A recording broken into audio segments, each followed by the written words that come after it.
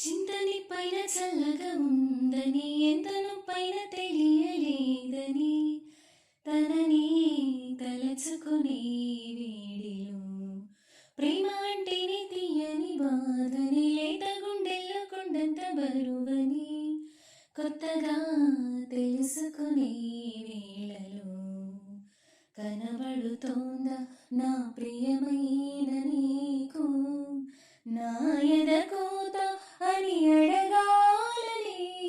అనుకుంటూ తన చుట్టూ మరి తిరిగిందని తెలపకపోతే ఎలా ఆ మనసున ఉన్నది చెప్పాలనున్నది